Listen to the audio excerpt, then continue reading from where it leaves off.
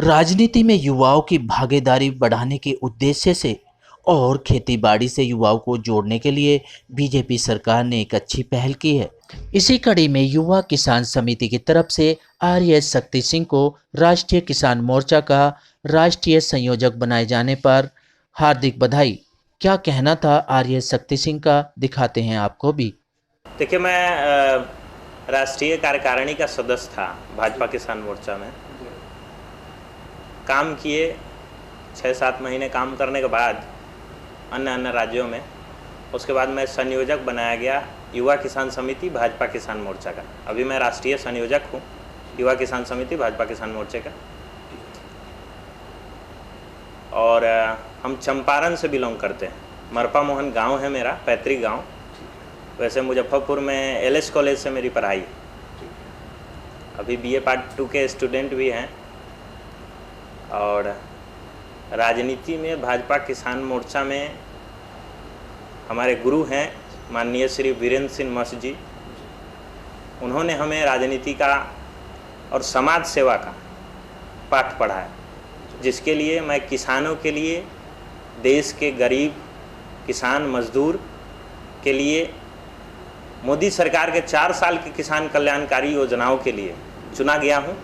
और उसके लिए हम जितना काम होगा मेरे से, उसके लिए हम काम कर रहे हैं। एक जो युवा होता है उसका अमूमन जो सपना होता है जी, वो नौकरी, बंगला, गाड़ी, शादी और ये सब कुछ चीज़ों में होता है, फिल्म इंडस्ट्री और सब। मतलब एक युवा को किसान में, खेती किसानी में रुचि लेते देख के थोड़ा सा आपकी पढ़ाई भी अच्छी हुई है, आपने नौकरी और इस तरफ जाने के बजाय किसानों का रास्ता क्यों चुना?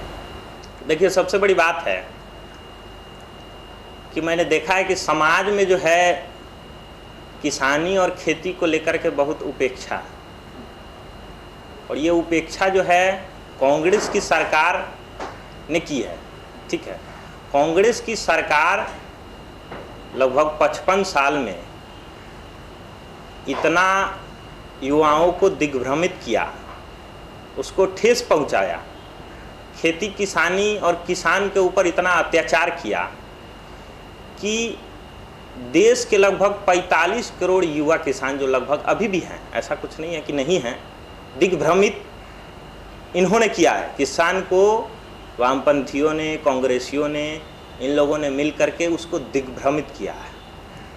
तो कुल मिलाकर के 55 सालों में उनके दिमाग में एक तरह से ये जो आप बता रहे हैं नौकरी वाला मामला, तो कुछ फ़ायदा नहीं था। उन लोगों ने ना ही कोई योजना लागू किया, सिर्फ और सिर्फ अत्याचार, उसको जो है बरगलाने का काम किया। युवाओं को बरगला करके वोट लेकर के अत्याचार किया, उसके लिए कोई योजना नहीं दी।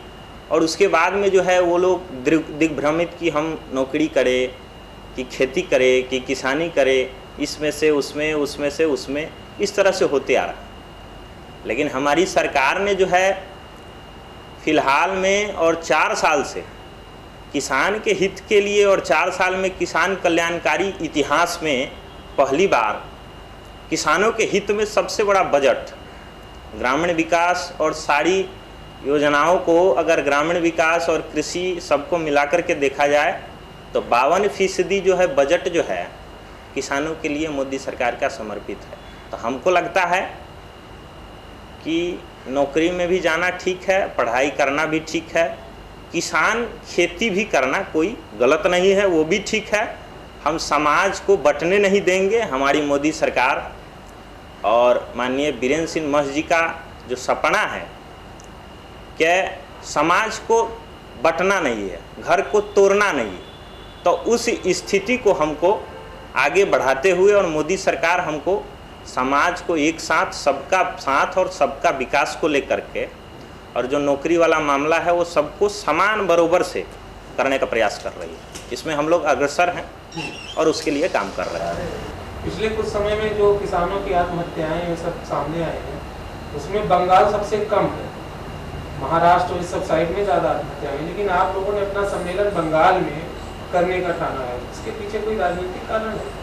नहीं, देखिए, राजनीतिक कारण नहीं है। मैं एक बात बता देता हूं कि जो आप किसान के आत्महत्या की बात कर रहे हैं, तो ये किसान का आत्महत्या का जो बात है ये कांग्रेस गवर्नमेंट से चलती आ रही है। और हमारी सरकार ने किसान के आत्महत्या पर रोक लगाने के लिए, उसको कम करने के लिए काम कर रही है। और हमको लगता है कि 4 साल में पिछले के आंकड़ों को अगर रखे, अभी के आंकड़ों को रखे, तो उसमें कम होते जा रहा है। ये जितना अत्याचार हुआ है किसानों के ऊपर, जितना दिग्भ्रमित करने का काम किया गया है, पुलिसिया जो उस पर जो है उन लोगों का जो टैक्स, ऋण, ऊन, ये सब जो बढ़ाया गया, ये कांग्रेस गवर्नमेंट का देन है। तो इसलिए उस चीज़ को जो है ख़त्म करते करते थोड़ा सा टाइम लगता है।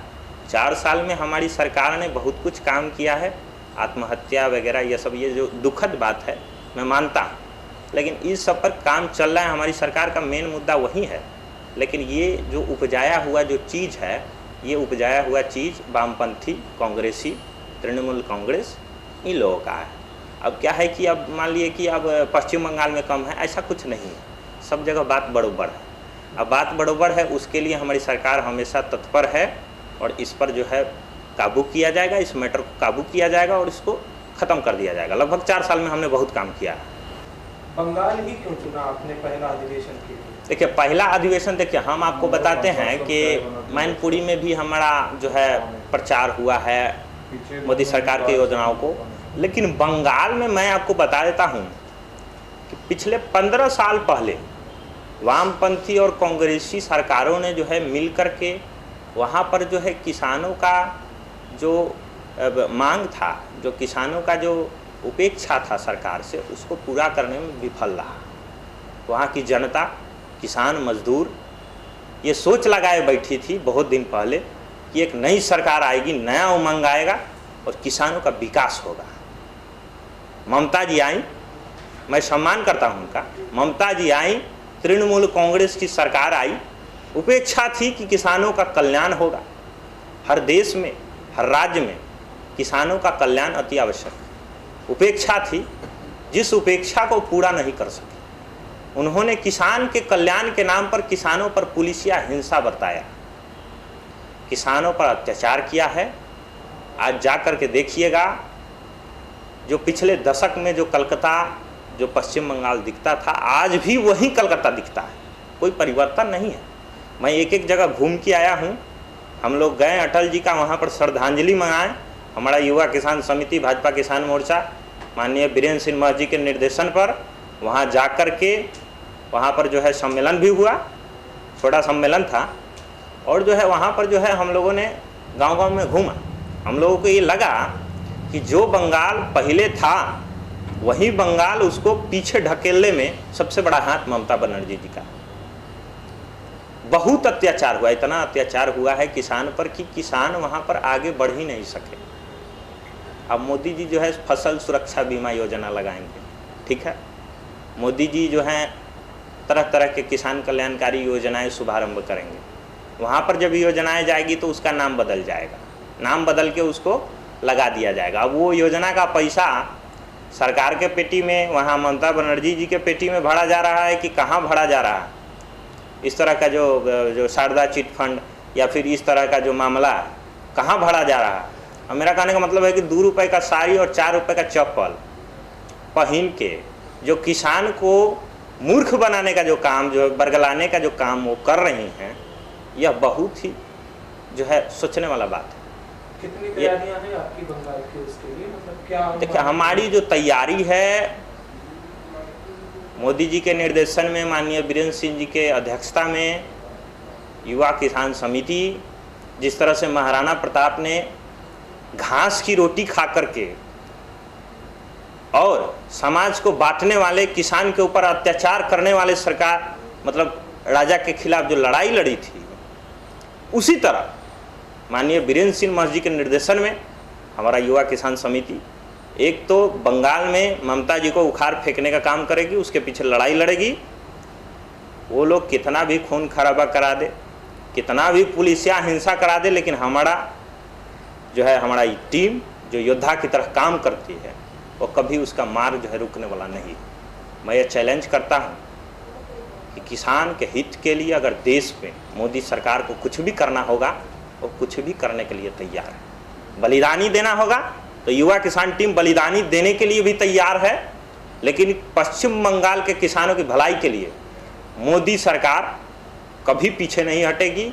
पश्चिम बंगाल में अगर हमको योद्धा भी देना होगा वो भी देंगे। मैं एक बात बता देना चाहता हूँ कि पृथ्वीराज चौहान ने कहा था क्या 4 बांस 24 गज अंगुल अष्ट प्रमाण एते पे बैठे सुल्तान मत चूको चौहान। वही हमारा जो है बानी है, माननीय बीरेंद्र सिंह जी का बानी है कि हम लोगों को चूकना नहीं है, हम लोग चूकेंगे नहीं और हम लोग जीत हासिल करेंगे। पश्चिम बंगाल पर जो विजय अभियान की जो शुरुआत हुई है 1 अक्टूबर से, 1 अक्टूबर का हमारा महा किसान सम्मेलन है, देश भर से प्रतिनिधि उसमें भाग ले रहे हैं। किसान कल्याणकारी बात सोचने वाले प्रतिनिधि भाग ले रहे हैं। मोदी सरकार के हर नेता किसान के बारे में सोचते हैं, सभी भाग ले रहे हैं। और हम लोग बताएंगे कि किसान के लिए अगर कुछ भी करना होगा तो करेंगे, लेकिन ममता बनर्जी जी का जो अत्याचार है किसानों के ऊपर, सारा कुछ, सारा कंपनी ठप पड़ा हुआ है पश्चिम बंगाल में, सारा मतलब एकदम अर्थव्यवस्था को जो लचर बना के रख दिया। तो इन सब चीज़ों पर जो है अगर हमको जो भी करना होगा वो हमारा भाजपा किसान मोर्चा माननीय बीरेंद्र सिंह महजी के नेतृत्व में, मोदी जी के नेतृत्व में करने के लिए तैयार है। एक आखिरी सवाल है आपसे। आरोप लगते हैं जो जनता के बीच हम लोग बतौर पत्रकार जाते हैं कि भाजपा अपने कार्यकर्ताओं का ध्यान नहीं रखती, तो क्या है किसानों के साथ जो होगा अपने किसानों का भी ध्यान नहीं रखती? नहीं, भाजपा देखिए कार्यकर्ता क्या है कि कार्यकर्ता काम करती है और कार्यकर्ता भाजपा के लिए सर्वोपरि है। हम उसी कार्यकर्ता के चलते, उसी सीधे साधे कार्यकर्ता के चलते हम सरकार में हैं, सत्ता में हैं। तो इसलिए हम बता देना चाहते हैं कि देश में हमारे लिए और हमारे पार्टी के लिए कार्यकर्ता सर्वोपरि है और हम उसके लिए भी काम कर रहे हैं, जनता के लिए भी काम कर रहे हैं। ये बात सही नहीं है कि हम लोग उसके लिए काम नहीं करते, हम लोग उसके लिए काम कर रहे हैं और कार्यकर्ता हमारे लिए सर्वोपरि है, हम उसके चरण में हैं। मोदी जी जनता के चरण में हैं, माननीय बीरेंद्र सिंह जी जनता के चरण में हैं, हर एक नेता हैं, सांसद हैं, मंत्री हैं, सब कार्यकर्ता के चरण में हैं। कार्यकर्ता हमारे भारतीय जनता पार्टी के लिए सर्वोपरि है, उसी कार्यकर्ता के बदौलत हम सरकार में हैं और कार्यकर्ता हमेशा हमारे लिए काम करेगा। बहुत बहुत धन्यवाद।